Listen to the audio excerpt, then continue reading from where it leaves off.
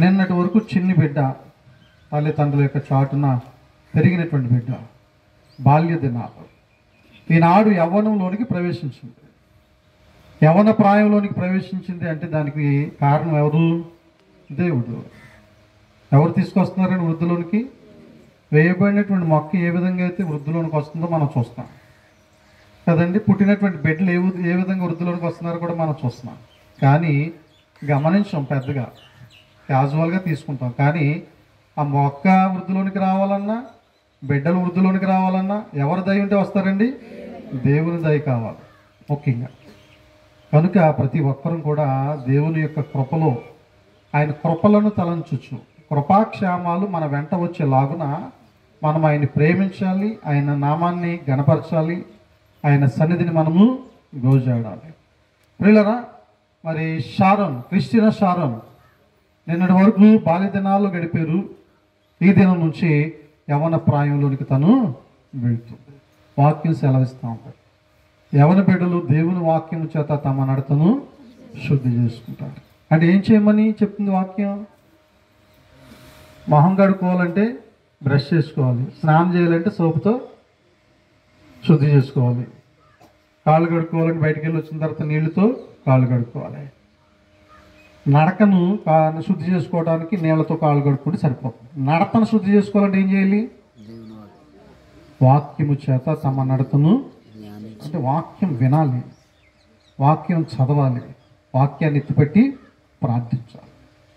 ఈ యవ్వన ప్రాయం అంతా సైంటిఫిక్గా కూడా ఏ విధమైన చేష్టలు కలిగి ఉంటారో జీవితాంతం అవే చేష్టలు చేస్తారంటే ముసళ్ళు అయిపోయిన తర్వాత కూడా. యవ్వన ప్రాయంలో ఏం పని చేస్తారో, వాళ్ళ మైండ్ సెట్ ఎలా ఉంటుందో, వాళ్ళు ఎలా వ్యవహరిస్తారో ఆ విధమైనటువంటి మైండ్ సెట్టే ఎప్పటిదాకా ఉంటుందంటమ్మా? జీవితాంతం ఉంటుందండి. ఈ ప్రాయము చాలా ప్రాముఖ్యమైనది. చాలా జాగ్రత్తగా ఆ బిడ్డలను మనము నడిపించాలి, పోషించాలి, సంరక్షించాలి. అంత మాత్రమే కాదు, దేవునిలో పెంచాలి. ఎవరిలో పెంచాలండి? చూడండి, రెబెకా విషయమై మనం జ్ఞాపకం చేసుకున్నట్లయితే ఆత్మీయ సౌందర్యవతట అంటే ఆత్మీయమైనటువంటి అలంకరణలు అలంకరించుకుందట. ఆత్మీయమైన అలంకరణలతో ఆమె నిండుందట. పిల్లలు అందుకనే కదా ఆమెను వెతుక్కుంటూ వచ్చినటువంటి ఎలియాజర్ను బట్టి, అబ్రహాము దాసుని బట్టి, ఆమె భవిష్యత్తును బట్టి ఎంత ఒద్దికగా, ఎంత ఒబ్బడిగా సమాధానం ఇచ్చిందో. అదే ర్యాష్ సమాధానం ఇస్తే ఆయన వాళ్ళ ఇంటికి వెళ్ళేవాడా?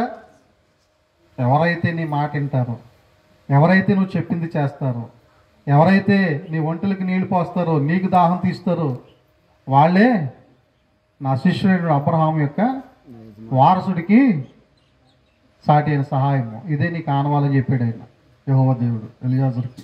అబ్రహాము చెప్పారు, అబ్రహాము ఎలియాజరుకి చెప్పారు. గుణవతి రెబెకా ఎటువంటిదమ్మా? గుణవతి. గుణము చాలా ప్రాముఖ్యమైనది, ముఖ్యంగా స్త్రీకైనా పురుషుడికైనా గుణమే కావాలి కదండి మెయిన్. కాబట్టి ప్రభునందు ప్రియమైన వాళ్ళరా, ఈ మంచి గుణలక్షణాలు ఎలా వస్తాయంటే వాక్యం చదువుకోవడం ద్వారా, వాక్యం వినడం ద్వారా, వాక్యాన్ని బట్టి ఎత్తుపట్టి ప్రార్థించడం ద్వారా మాత్రమే మన బిడ్డలు మంచి గుణలక్షణాలను కలిగి జీవించగలరు, దేవునిలో భయభక్తులు కలిగి జీవించగలరు, దేవుని యొక్క వాక్యానుసారమైన నడతను కలిగి జీవించగలరు. కనుక ప్రతి ఒక్కరూ కూడా ప్రార్థనాపూర్వకంగా మన బిడ్డలు పెంచుకోవాలి. ఆ బిడ్డలు క్లాస్కి వెళ్ళి చదువుతున్నారో లేదో చూస్తాం, బుక్స్ తిరగేస్తున్నారో లేదో చూస్తాం, హోంవర్క్ చేస్తున్నారో లేదో చూస్తాం, జాగ్రత్తగా స్కూల్కి వెళ్ళేటప్పుడు ఆ బస్సు ఎక్కుతున్నారో లేదో చూస్తాం, వచ్చేప్పుడు దిగుతున్నారో లేదో చూస్తాం, జాగ్రత్త ఇంటికి వస్తున్నారో లేదో చూస్తాం. కానీ బైబిల్ తీస్తున్నారో లేదో చూడం, పాటలు పాడుతున్నారో లేదో చూడం, ప్రార్థన చేస్తున్నారో లేదో అంతకంటే చూడం. పిల్లరా, దేవుని బిడ్డల్ని దేవుడు కాచి కాపాడుతాడు. ఇజ్రాయెల్ని కాపాడేవాడు కునుకుడు నిద్రపోడు. మనం బస్సు ఎక్కిస్తాం, తర్వాత మనం చూడగలమా?